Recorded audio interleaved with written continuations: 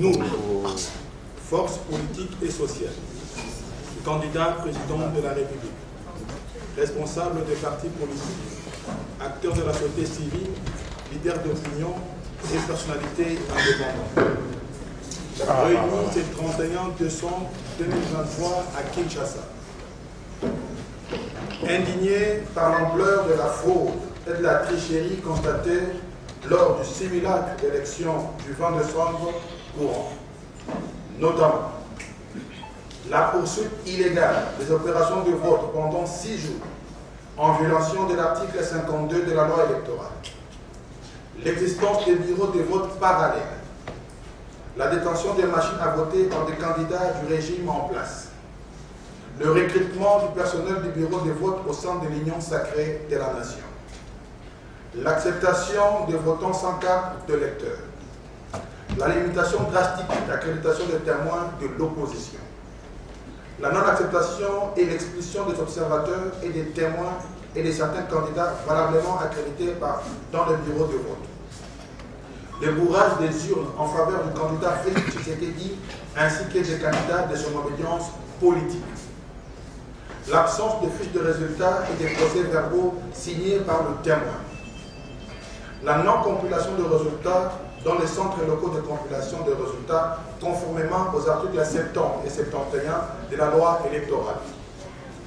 De ce qui précède, tenant compte du rapport préliminaire de la Moïsenko SCC qui corrobore l'ensemble de nos propres constants et de ceux de plusieurs autres acteurs, nous déclarons ce qui suit.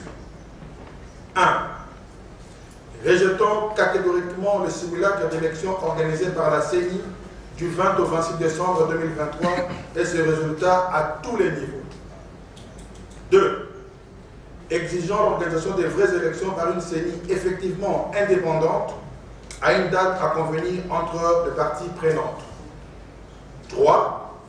Appelant la population congolaise et toutes les forces vives de la nation à rester mobilisées sur l'ensemble du territoire national pour sauver notre démocratie et notre nation en péril, conformément à l'article 64 de la Constitution de la République. Enfin, 4. Demandons à notre peuple, dès la proclamation de la fraude électorale ce soir, de protester massivement dans la rue contre les Miyibi, les Bivi, Bamouizi, Bamiyibi, les voleurs de nos voix. Faites à Kinshasa le signateur pour les candidats présidents. M. Floribert Isilokeshi Anzoloni, M. Diogo Chanka Franck, Fayulu Magidi Martin, Katumbi Chapwe Moïse, Kikuni Masudi 7, Matata Mponyo Mapon, Mukwege Mkerenga Deni, Ngoi Théodore, Sesanga Ipung Deni. Pour les responsables des partis politiques, Jean-Claude Vouemba. Pour les acteurs de la société civile, M. Silva Serge, Martin Milolo, Lalo Jean Bosco, Bambi Jeff.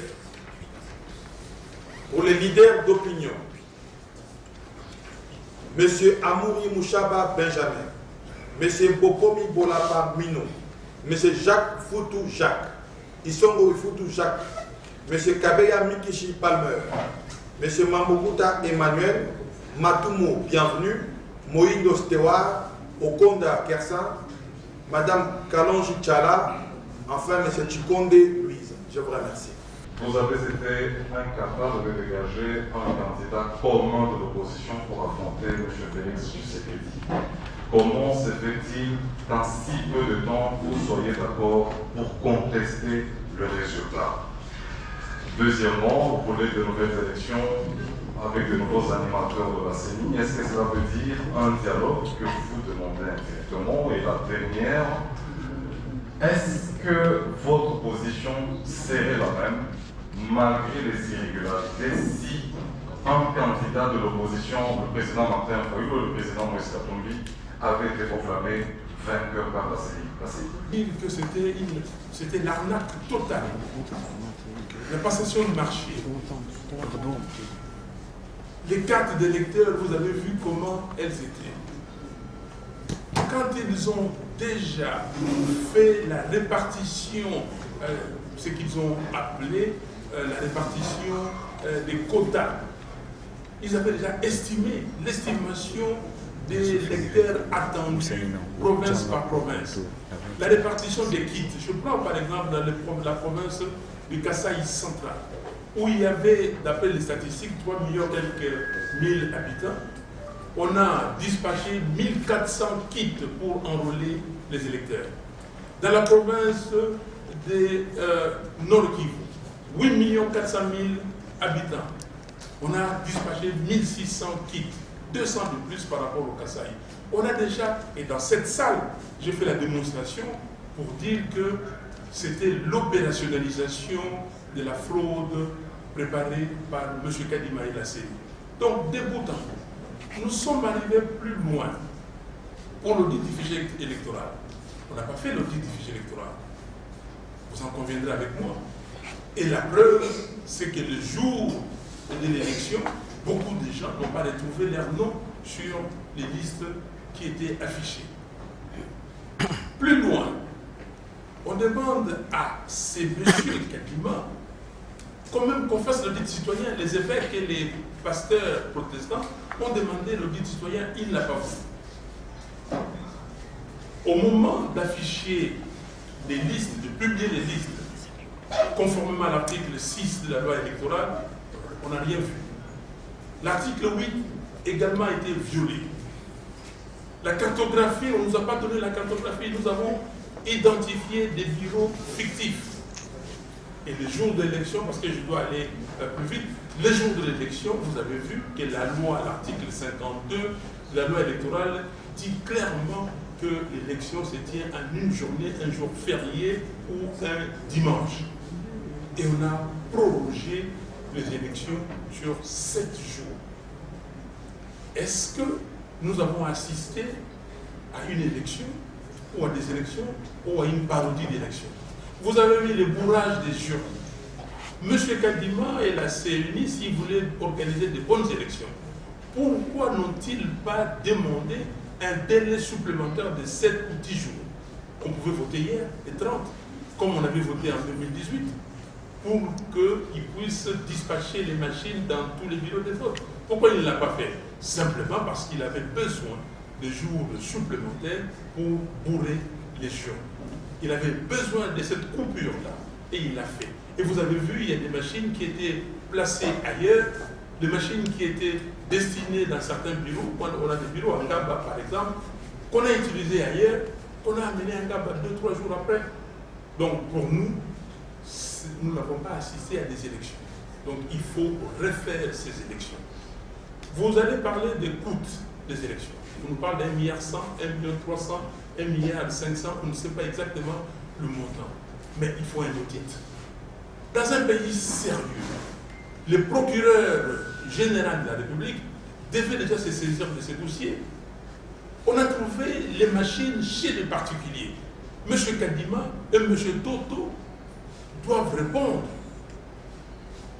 M. Kadima a failli troubler l'ordre public parce que les Congolais sont calmes et tous les observateurs étrangers se posent la question, comment est-ce que rien ne s'est passé? Mais vous devez savoir que le pays est menacé. Si nous on a dit que non, que les gens, qu'on ne donne pas des mots d'ordre autres que rester calme, aller voter, voter celui que vous devez voter ou celle que vous devez voter, vous aurez eu des problèmes. Et s'il y a un imposteur qui s'était servi de cette situation, qu'allez-vous dire? Donc, M.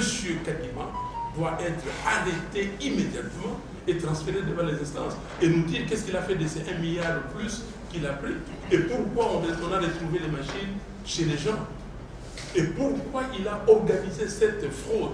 Donc, pour nous, je m'arrête là, il n'y a pas eu élection et nous devons nous remettre ensemble, toutes les parties prenantes, pour nous dire comment est-ce que nous devons organiser de bonnes élections avec une CENI recomposée. Cette CENI sera composée de qui? Et il faut faire ce qu'on appelle le calcul de coût d'opportunité. Le coût d'opportunité est énorme si nous continuons comme ça, parce que nous allons encore avoir 5 ans d'un gouvernement, d'un pouvoir illégitime. Et qui va venir investir? Dans les 5 dernières années, Quel investisseur est venu ici? Quelle est la situation des Congolais? La situation des Congolais, aujourd'hui, vous avez des forces de progrès, tous ces jeunes gens qui n'ont rien, à qui on paye chaque mois 80 $ et qui sont en train de transformer nos villes du Congo comme Haïti. Demain, ce sera Haïti. Vous avez du mal à faire, des actions ici sans avoir les forces du progrès, la milice de l'UDPS, vous attaquez avec des machettes. Et la police même est dépassée. La police est dépassée. Le patron de la police m'a dit, mais vous savez que cette situation existe, pourquoi vous mélangez la police et les forces du progrès? Aujourd'hui, il est question de trouver des solutions. Mais alors, la question se pose, avant la tenue des élections, il y avait eu des irrégularités. Le président Martin Fayulu était parmi les candidats qui ont saisi la Cour constitutionnelle pour dénoncer cela. Pourquoi, après cette tenue des élections, vous réclamez l'annulation? Pourquoi vous n'insistez pas sur cette démarche-là? Votre question, c'est par rapport à cette protestation, la mobilisation, c'est pour quelle finalité si aujourd'hui une partie de la population proteste, mais après c'est pour quelle finalité? Parce qu'il y aura déjà un candidat qui sera élu. Et pour finir, est-ce qu'aujourd'hui, par rapport pour rebondir peut-être sur la dernière question de mon confrère sur laquelle vous n'avez pas répondu, est-ce que vous serez disponible à répondre à une main tendue, notamment d'une médiation, parce que vous appelez à ce que les parties prenantes se réunissent, mais sous quelle médiation? Est-ce que vous menez peut-être sur le conciliabule dans ce sens pour trouver des médiations? Est-ce que s'il y a aussi des mains tendues en ce sens-là, vous y répondrez positivement? Vous avez suivi le déroulement de la campagne. Vous avez suivi la campagne. Ces gens-là sont devenus amnésiques. Ils ont propulsé des candidats et puis ovationné des candidats, et les jours des élections, ils font autre chose. Vous avez dans des endroits où M. Tshisekedi vient, vous allez voter quel numéro? On ne donne pas son numéro. Jetez les numéros ici. On ne donne pas son numéro. Mais dites-moi ici, prenons une circonscription, Kikwit. Vous avez vu à Kikwit ce que M. Tshisekedi a fait. Vous avez vu ici à Kinshasa. Et vous venez, vous publiez les résultats, vous donnez M. Tshisekedi plus de 70% dans cette circonscription. Est-ce que les gens sont des malades mentaux ou sont devenus amnésiques ou comment? Donc, vous savez, Mobutu disait à l'époque, en Lingala, même si vous voulez voler, volez exactement.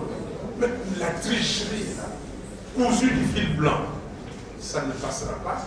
Et j'insiste, ça, surtout pour la communauté internationale. On ne peut pas nous prendre pour de moins que rien, parce que nous sommes les citoyens du monde et nous avons assisté, nous avons vécu et nous avons vu, même de loin, les élections dans d'autres pays du monde. Il ne faut pas demain venir nous dire, oui, nous avons pris acte. Oui, les catholiques et les protestants ont été clairs. Les questions qu'ils posent sont des questions pertinentes. Il faut que la CNI nous dise combien de machines elle a achetées, combien de machines ont été dispatchées, dans quel centre, combien de bulletins de vote ont été commandés et combien sont restés. Il faut un inventaire. Nous avons essayé, nous avons saisi la Cour parce que la Cour pouvait décider ex ante. C'est-à-dire avant c'était voir est-ce que ce que la CNI faisait, c'était régulier, la régularité du processus. Et la Cour nous a dégoûtés, donc on ne peut pas saisir cette Cour, elle est au service de M. Tshisekedi. Mais je vais lancer un message à la communauté internationale. Si un pays étranger, aujourd'hui, considère que ces élections étaient des élections, c'est qu'il y a un problème. Ou on ne respecte pas le peuple congolais, ou bien il y a un sérieux problème de conception de la démocratie. Comment voulez-vous que vous avez un code électoral qui définit tout et vous violez ces codes? Prenons les articles 70 et 71, ou à partir de 69, de la proclamation des résultats. Mais on dit bien qu'avant de proclamer les résultats, il faut amener les plis au centre local de compilation des résultats. Et dans ces centres-là, il y a aussi des témoins des candidats. Et après avoir compilé, le centre envoie à la CNI et la CNI proclame les résultats provisoires à partir de ces résultats compilés dans ces centres. On ne l'a pas eu. Et comment quelqu'un peut justifier que ces résultats-là soient valables? Cela veut dire pour le Congo, on ferme les yeux, on dit que non, les Congos ne comptent pas dans l'agenda du monde. Nous avons le problème de l'Ukraine, nous avons le problème d'Israël et de la Palestine à régler, nous avons tant d'autres problèmes. Et vous, écoutez, continuez dans la jungle, continuez dans l'illégitimité. Et ça sera un manque de respect au peuple congolais. Cela veut dire que nous ne faisons pas partie des Nations Unies. C'est comme on nous traite. Les FDLR sont là. Au lieu de régler le problème des FDLR, non, le Rwanda est un petit pays. On prend fait de cause pour le Rwanda et non pour le Congo. Non, cela suffit. Et ça suffit. Et c'est pour cela que nous disons au peuple congolais, il n'y a personne qui peut porter votre destin. Il n'y a personne qui peut changer les choses chez vous, chez nous, c'est nous-mêmes. Donc, dès qu'on publie les résultats, chers amis, ce ne sont pas les résultats des élections, c'est un mascarade. Il ne faut pas accepter cela. Vous dites la main tendue. Quelle main tendue? La main tendue, c'est refaire les élections, nous retrouver autour d'une table. Comment est-ce que nous pouvons articuler cette période entre maintenant et comment dire, les élections organisées? Comment organiser ces élections? Comment mettre en place une CNI recomposée, responsable? Et nous y allons. Dire autre chose, c'est un manque de respect total à l'égard de ces peuples. Merci beaucoup. Et l'intérêt supérieur de notre peuple et de notre démocratie, nous pouvons taire nos divergences, nous rencontrer et décider d'avoir une même démarche. Ça, c'est l'élément capital de ce qui nous réunit. Si nous voulons que le pays aille de l'avant, notre niveau d'exigence, c'est extrêmement important. Notre niveau d'exigence en tant que citoyen, parce que nous sommes avant des citoyens, devrait être beaucoup plus important. Mais vous remarquerez que lorsqu'il s'agit du Congo, on trouve toujours des mitigations qui vous donnent l'impression que ce qui ne serait pas acceptable ailleurs pourrait l'être ici. Nous sommes tous au courant que ces élections est une farce en réalité, un cocktail de popularité. Et ici, nous voulons faire semblant comme si tout allait bien et que tout marchait sur le bled. Et l'opposition, vous n'étiez pas d'accord, aujourd'hui vous êtes d'accord. Les élections n'engagent pas simplement les hommes politiques, mais c'est plutôt tout un peuple. Aujourd'hui, la jeunesse représente 70% et c'est eux qui souffrent. Aujourd'hui, vous voulez nous dire que nous allons comprendre que ce n'est pas une affaire de M. Martin Fayulu, ni de M. Moïse Katumbi, ni de M. Matata Pouyo, Kikouni, mais c'est le peuple. Si nous devons comprendre ces élections, faisons passer M. Tshisekedi, on a 5 ans de souffrance, on a 5 ans de détournement, on a 5 ans de sécurité. L'opposition plurielle, vous n'avez pas été capable de vous donner un candidat commun. La présentation des candidats pluriels par l'opposition aurait été considérée par Tshisekedi comme étant en fait un facteur avantageux pour lui. Mais qu'est-ce qui explique que même face à cet avantage mathématique qu'il dispose, il se soit senti obligé de recourir à un dispositif de fraude à ciel ouvert?